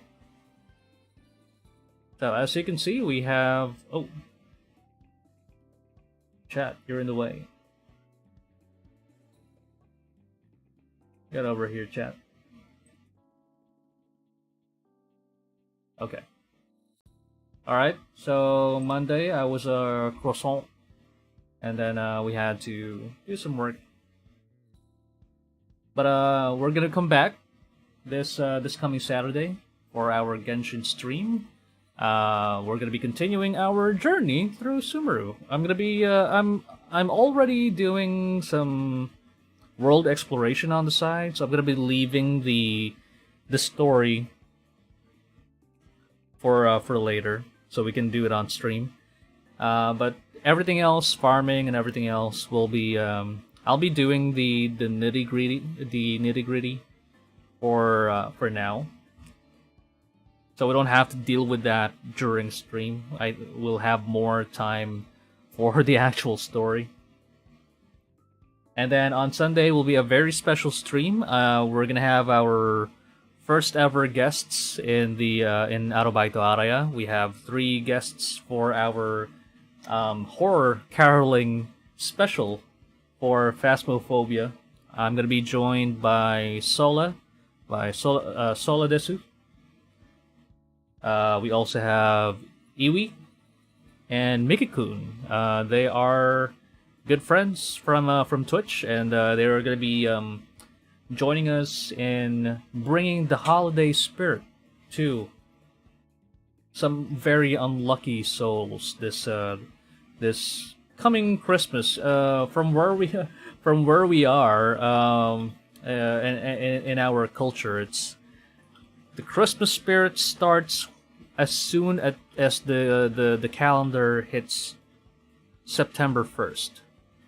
As soon as the bear months come in, Christmas comes in full swing. So before we even hit the actual Christmas season, before the Yuletide season, we're gonna be bringing in that energy, all that Christmas spirit, to actual spirits.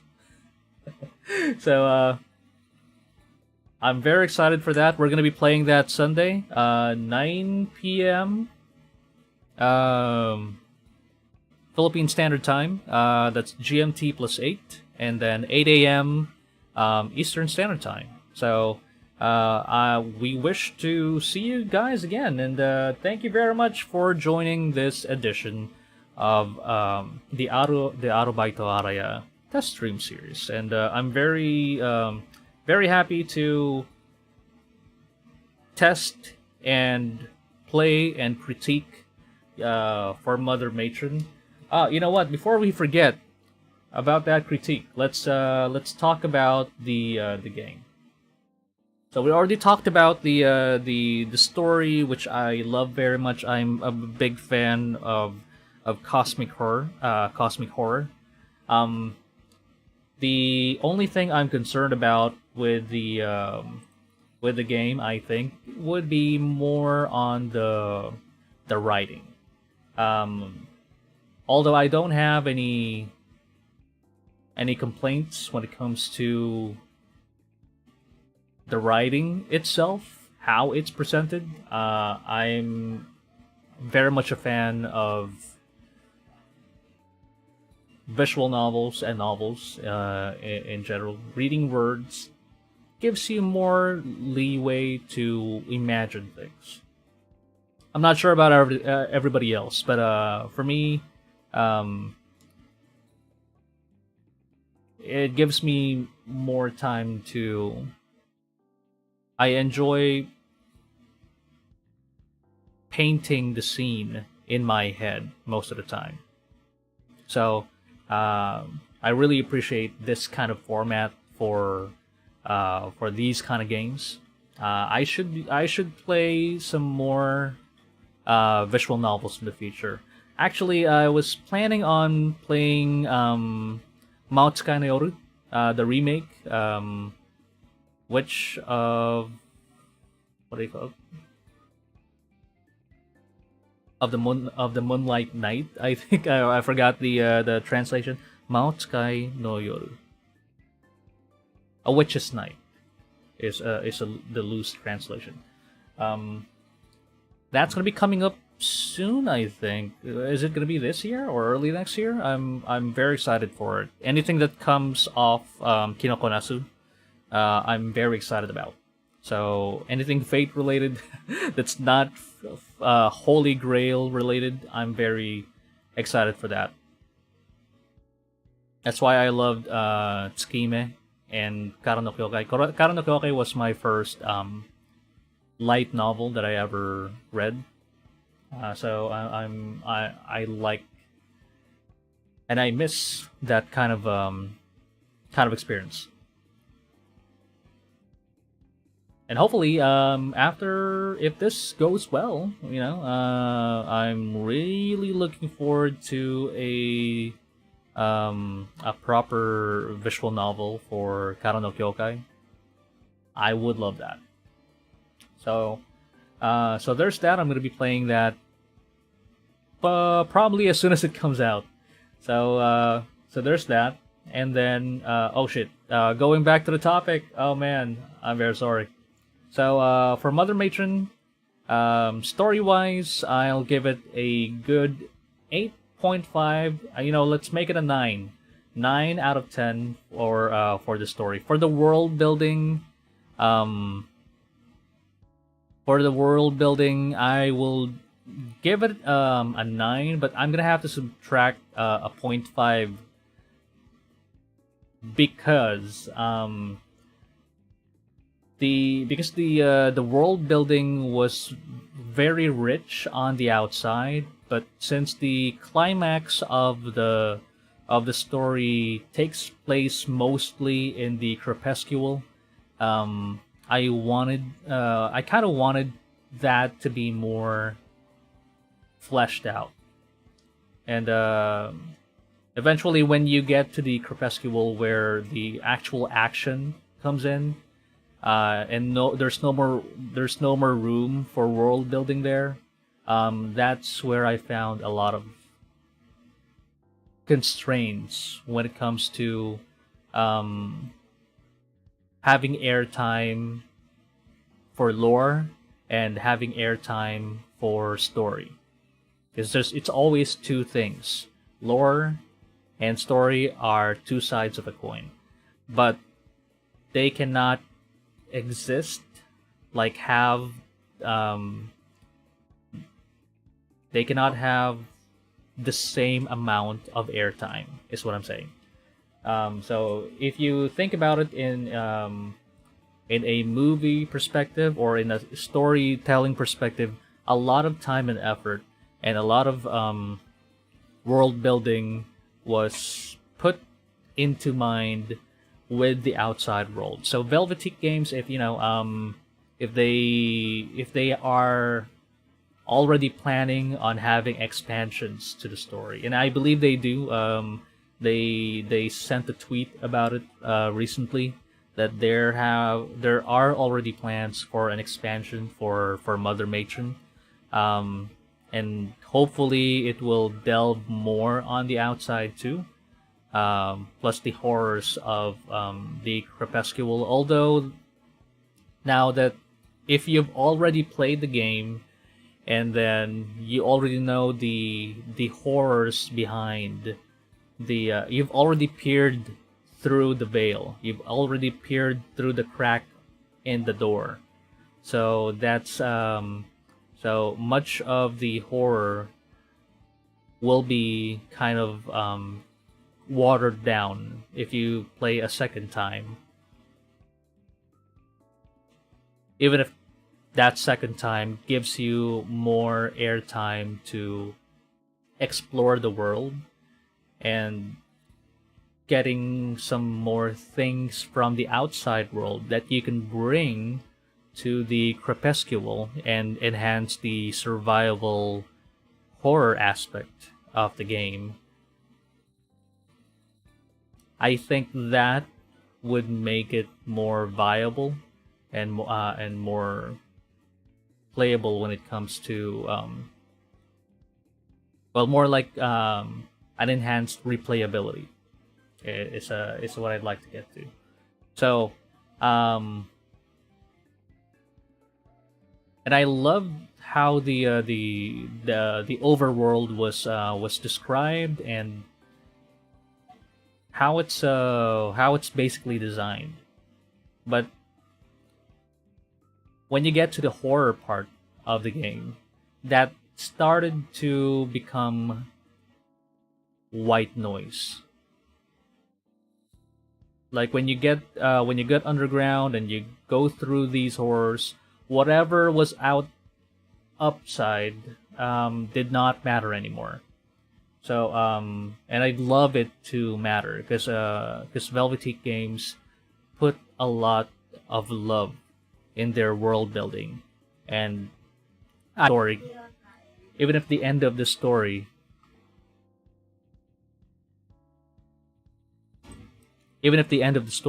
is bleak and there's just no happy ending to it. So anyway, I've rambled too much and hopefully we'll see more announcements, more games from Velveteek Games because I really love them. It's your friendly neighborhood monk tuber who does odd jobs on the side, Araya Rosei. Thank you very much for joining and have a merry